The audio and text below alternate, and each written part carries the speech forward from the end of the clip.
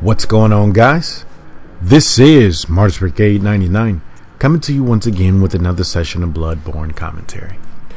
Alright guys, so I'm back at it with some strength build PVP.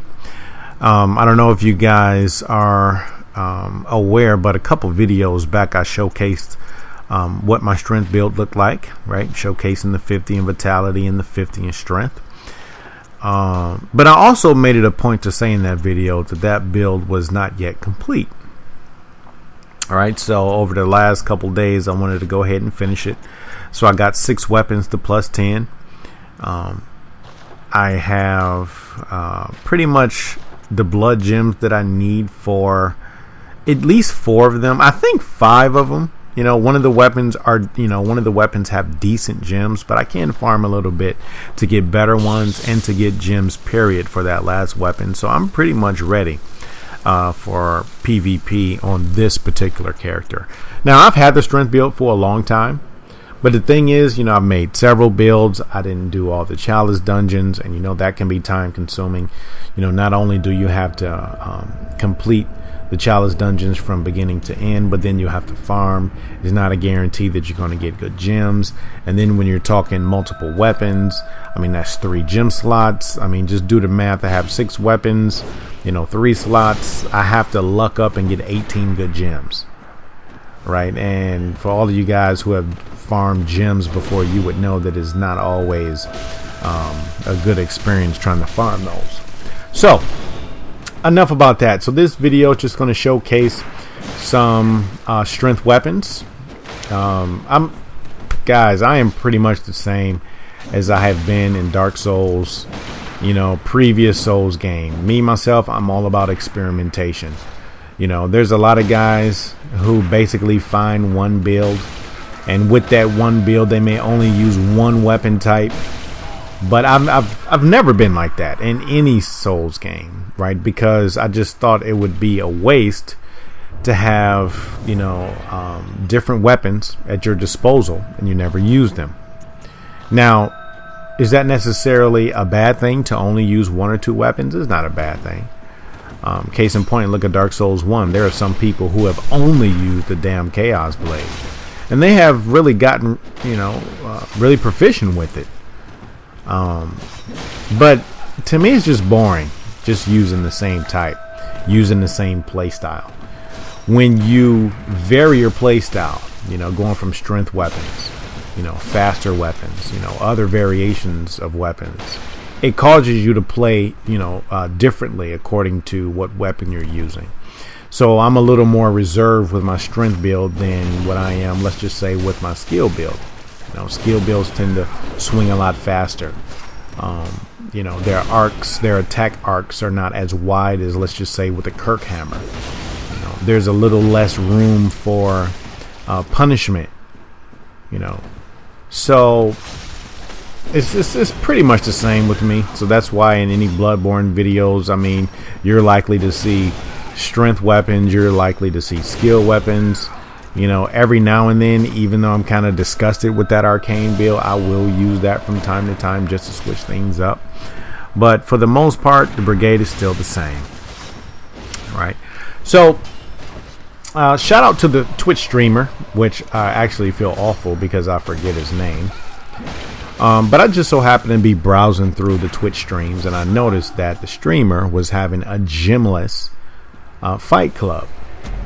Right, so I thought about it. I'm like, holy crap, gemless. I think that might be kind of fun, and it allowed me some room to experiment with my strength build. Now, up until this point, all I was using, I was using the Kirk hammer.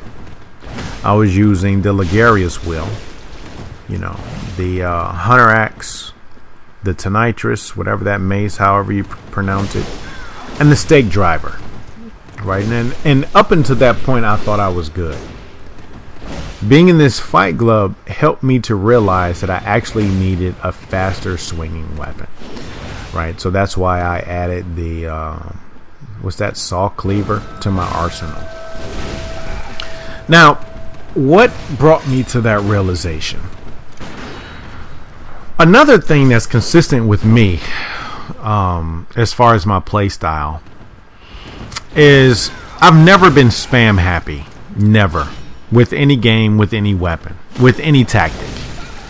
Right? If you guys remember me from Dark Souls, which I believe most of you guys who are subscribed to me remember me from Dark Souls, I've never liked parry spamming. Never.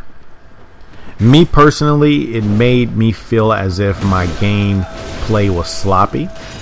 Because, at least in Dark Souls 1, as long as you were familiar with the pattern, parries were pretty consistent. Right? They were pretty consistent. And that's just parries. I mean, let's just think also with weapon attacks. I've never been the type to spam R1. Now, I'm not saying that I have never hit R1 more than 2 times in a row. I'm not saying that, but I'm just saying my playstyle has never consisted of R1 spamming. Like, and let me kind of give you a good example.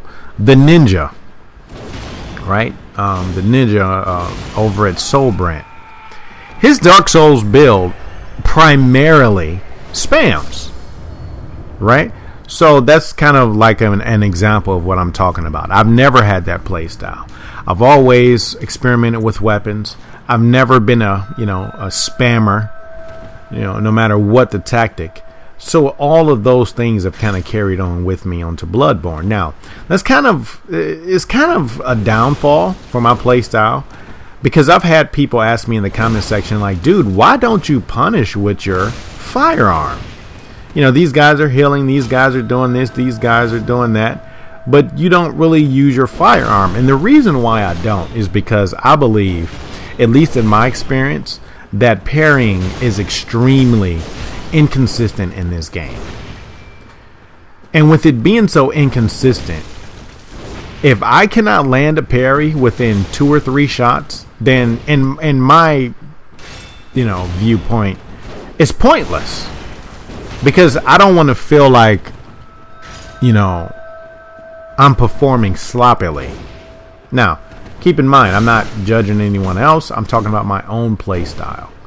I learn the most in PvP when I'm having good fights, such as this one.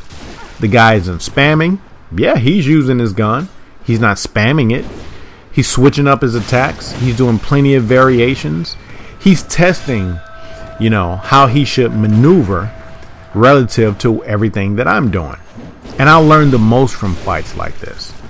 I learned the absolute least, from people who basically, dodge, shoot, dodge, shoot, dodge, shoot, attack, shoot, dodge, shoot, dodge, shoot, roll, shoot, attack, shoot, attack, shoot. Not only do I not really learn anything from those type of fights, but at least for me, they're highly frustrating.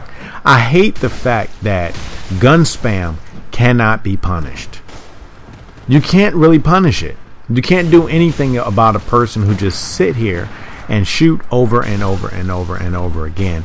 And in a lot of cases, you get so frustrating with a person just sitting back and shooting over and over and over again that you end up getting parried sometimes. Because if all a person is doing is dodging and shooting, eventually you're going to get caught. Especially when they're willing to spend upwards of 15 bullets just to try to parry you. And see, at least to me, relative to my own play style, that's sloppy. And I never want to do that. So for all of you guys who have asked me in the comment section, dude, why don't you use your firearm more? That's the main reason, right? I want to get good with my weapons. I understand what they're used for. I understand that this is a different game and all of that. But like I said, there are too many factors in Bloodborne PVP that makes pairing inconsistent in my mind. Let me give you an example. First off, various firearms shoot at various speeds. You have the hunter pistol that shoots at a certain speed. Then you have the Evelyn that shoots slightly faster. Then you have the blunderbuss that shoots slightly slower, right? Then you have distance. The blunderbuss has spread, but is more effective at closer distances. The hunter pistol, has no spread, but it shoots at a decent speed. The Evelyn, however, shoots the fastest. And not even firearms. I mean, you also have, the rifle spear, and you also have the Rider Pelage. So not only do you have to take speed in consideration, you also have to take distance into consideration. How far you are from the attacker. Travel time of the bullet. How fast does the bullet travels relative to, how much your opponent is R1 spamming. Okay. Now, these are just factors that you have to consider on your own. We haven't even talked about factors, from your opponent that may either give you a successful or unsuccessful parry. Some of those include, what kind of weapon your opponent is using. Are they using a Kirk hammer, or are they using a Blades of Mercy? Are they using a katana, or are they using a Ludwig? So it's distance, how fast or slow your weapon shoots, how fast or slow the weapon that your opponent is using swings. And there's so many factors, and those are just weapons and spacing and distance. We're not even going to talk about damn latency. Right? At least in previous games, when there was latency, at least it was pretty consistent. And now I'm not talking Dark Souls 2 because I didn't play Dark Souls 2, but mainly in Dark Souls 1 and even Demon Souls, right? Because I was able to parry in Demon Souls with no issue. I mean, granted, you didn't have poise, but if someone was spamming, like let's just say the halberd, let's just say, Northern Regalia, those were kind of easy to parry. So it's pretty much the same. So this is one of the main reasons why I don't use my firearm more than what I perhaps should. Number one, I want to get good with my weapons, switching weapons, finding the right combinations, knowing when to swing, knowing when not to swing. First, I want to do that. Number two, I don't want to get so dependent upon firearms to where I am lacking on my weapon engagement. Number three, I don't want to shoot so much because I don't want to feel like I'm playing sloppily. Number four, because it's so inconsistent, I really can't justify using that firearm, like, I don't know, maybe more than 5 bullets per fight. Now, are there times where I might spend more than 5 bullets? There might be a time. But overall, I really don't see myself just firing, strafe firing, attack firing, strafe firing, attack firing, roll firing. I really don't see myself doing that. So, after having these series of fights, case in point, this guy frustrated me so much in this fight, and he actually made me realize that I needed to get a fast swinging weapon with my strength build, because one thing that I noticed he was able to do is close in the distance and hit me before I was able to react. I'm using strength weapons. They tend to swing slower, right? Some of them have wider arcs. So sometimes even when he was close to me, like just right there, he's able to close in the distance and I can't hit him. Like with the Kirk hammer, there were some times when I can't hit him, mainly because the arcs are so wide. So after having that type, because if you guys will notice, I'm switching over to the Hunter Axe because it's a little different, but it still doesn't swing as fast as the particular weapon that he's using. And there's times when he can get in and he's hitting me like 2 or 3 times in a row and I can't do anything. So just to improve my arsenal of weapons with my strength build, I said to myself, you know what? I think I need to go get me a fast swinging weapon, even though I'm using a strength build. So after having 5 weapons upgraded, and having the gems for them, that's what made me decide to go ahead and get a saw cleaver. Right? So after getting the saw cleaver, my arsenal is now complete. Because, like, if you guys have been counting, this is the type of stuff that I don't want to do. If you guys have been counting, he probably shot about, I would say about 15 rounds in that one match. If I have to shoot that many times and still not get a parry, to me, like, here, I'll put it to you this way.